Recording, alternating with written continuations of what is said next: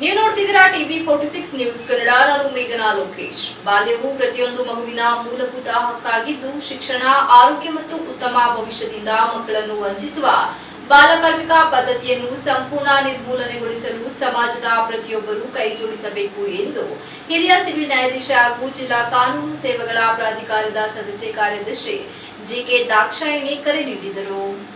ನಗರದ ಜಿಲ್ಲಾಧಿಕಾರಿ ಕಚೇರಿ ಆವರಣದಲ್ಲಿ ಜಿಲ್ಲಾಡಳಿತ, ಜಿಲ್ಲಾ ಪಂಚಾಯತ್, ಜಿಲ್ಲಾ ಕಾನೂನು ಸೇವೆಗಳ ಪ್ರಾಧಿಕಾರ, ಕಾರ್ಮಿಕ ಇಲಾಖೆ, ಜಿಲ್ಲಾ ಬಾಲಕಾರ್ಮಿಕ ಯೋಜನಾ ಸೊಸೈಟಿ, ಜಿಲ್ಲಾ ವಕೀಲರ ಸಂಘ ಹಾಗೂ ವಿವಿಧ ಸಂಘ ಸಂಸ್ಥೆಗಳ ಸಹಯೋಗದಲ್ಲಿ ಶುಕ್ರವಾರ ಹಮ್ಮಿಕೊಂಡಿದ್ದ ವಿಶ್ವ ಬಾಲಕಾರ್ಮಿಕ ದಿನಾಚರಣೆ ಅಂಗವಾಗಿ ಆಯೋಜಿಸಿದ್ದ ಜಾಗೃತಿ ಜಾಥಾಕ್ಕೆ ಹಸಿರು ಬಾವುಟ ಪ್ರದರ್ಶಿಸಿ ಚಾಲನೆ ನೀಡಿ ಅವರು ಮಾತನಾಡಿದರು.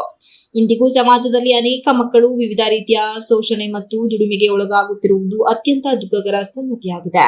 ಬಡತನ, ಆರ್ಥಿಕ ಸಂಕಷ್ಟ ಹಾಗೂ ಕುಟುಂಬದ ಪರಿಸ್ಥಿತಿಯಿಂದ ಅನೇಕ ಪೋಷಕರು ಮಕ್ಕಳನ್ನು ಶಾಲೆಗೆ ಕಳುಹಿಸುವ ಬದಲು ದುಡಿಮೆಗೆ ತೆರಳುತ್ತಿರುವ ಉದಾಹರಣೆಗಳು ಕಂಡುಬರುತ್ತಿವೆ.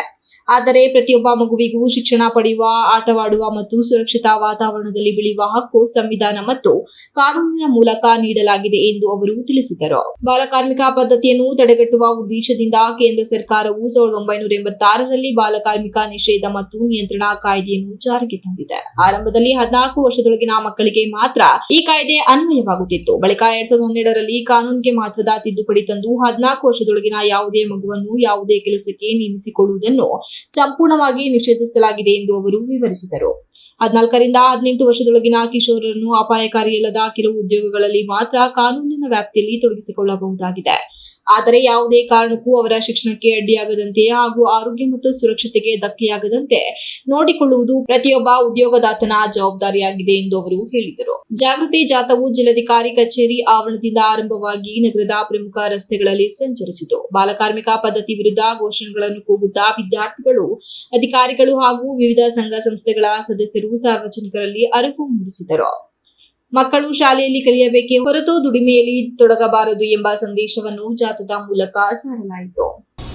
ಯಾಕೆ ಅವ್ರನ್ನ ದುಡಿಮೆಗೆ ತೊಡಗಿಸ್ಕೊತಾ ಇದ್ವಿ ಅಂತ ಹೇಳಿದ್ರೆ, ಅವರಲ್ಲಿ ಒಂದು ಶಕ್ತಿ ಇದೆ, ಉತ್ಸಾಹ ಇದೆ. ಮತ್ತೆ ಬಿಕಾಸ್ ಆಫ್ ಪಾವರ್ಟಿ, ಒಂದು ಬಡತನದ ಕಾರಣದಿಂದ ಅಪ್ಪ ಅಮ್ಮ ಅವ್ರನ್ನ ಕೆಲಸಕ್ಕೆ ತೊಡಗಿಸೋದು ಕಂಡು ಬರ್ತಾ ಇತ್ತು. ಇದನ್ನೆಲ್ಲ ತಡಿಬೇಕು ಅನ್ನೋ ನಿಟ್ಟಿನಲ್ಲಿ 1986ರಲ್ಲಿ ಈ ಕಾಯ್ದೆಯನ್ನು ನಮ್ಮ ಸರ್ಕಾರ ಜಾರಿಗೆ ತಂದಿದೆ.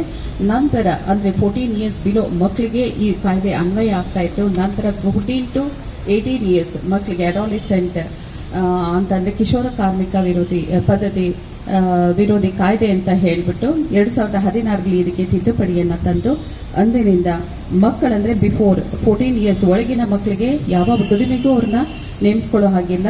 ಹಾಗೆ 14 to 16 ಇಯರ್ಸ್ ಒಳಗಿನ ಮಕ್ಕಳನ್ನ ದುಡಿಮೆಗೆ ತೊಡಗಿಸ್ಕೊಳ್ಬಹುದು. ಆದರೆ ಯಾವ ರೀತಿಯ ದುಡಿಮೆಗೆ ಅಂತ ಅನ್ನೋದಂದ್ರೆ ಅವರಿಗೆ ಅಪಾಯಕಾರಿ ಅಲ್ಲದ ದುಡಿಮೆಗೆ ತೊಡಗಿಸ್ಕೊಳ್ಳುವಂಥದ್ದು.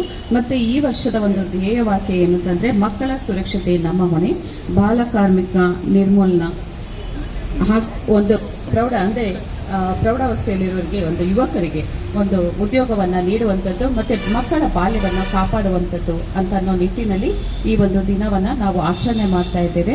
ಇದರ ಅರಿವು ನಮ್ಮ ಸಮಾಜದ ಎಲ್ಲ ಜನರಿಗೂ ಸಿಕ್ಕಿದಾಗ ಮಾತ್ರ ನಾವು ಇದಕ್ಕೆ ಒಂದು ಇತಿಶ್ರೀಯನ್ನು ಆಡಲಿಕ್ಕೆ ಸಾಧ್ಯ ಅಂತ ಹೇಳಿ ನನ್ನ ಮಾತನ್ನು ಮುಗಿಸ್ತಾ ಇದ್ದೀನಿ. ಮತ್ತೊಮ್ಮೆ ಎಲ್ರಿಗೂ ನಮಸ್ಕಾರ. ಕಾರ್ಯಕ್ರಮದಲ್ಲಿ ಅಪರ ಜಿಲ್ಲಾಧಿಕಾರಿ ಜಗದೀಶ್ ಗಂಗಣ್ಣ, ಮಕ್ಕಳ ಕಲ್ಯಾಣ ಸಮಿತಿ ಅಧ್ಯಕ್ಷೆ ಎಂಎಸ್ ಮಧುಕುಮಾರಿ, ಉಪ ಕಾರ್ಮಿಕ ಆಯುಕ್ತ ಎಚ್ಎಲ್ ಗುರುಪ್ರಸಾದ್, ಯೋಜನಾ ನಿರ್ದೇಶಕಿ ಕನಕಲಕ್ಷ್ಮಿ, ಹಿರಿಯ ಪತ್ರಕರ್ತೆ ಹಾಗೂ ಸದಸ್ಯೆ ಲೀಲಾವತಿ, ಕೆಟಿ ಜಯಶ್ರೀ, ಕಾರ್ಮಿಕ ಸಂಘಟನೆಯ ರಾಮೇಗೌಡ, ಕಲಾವಿದ ಬಿಟಿ ಮಾನವ ಸೇರಿದಂತೆ ವಿವಿಧ ಇಲಾಖೆಗಳ ಅಧಿಕಾರಿಗಳು, ವಕೀಲರು, ಸಂಘ ಸಂಸ್ಥೆಗಳ ಪ್ರತಿನಿಧಿಗಳು, ವಿದ್ಯಾರ್ಥಿಗಳು ಹಾಗೂ ಸಾರ್ವಜನಿಕರು ಭಾಗವಹಿಸಿದ್ದರು. Srinivas, TV 46 news Kannada, Hassan. You are watching TV 46 News Kannada.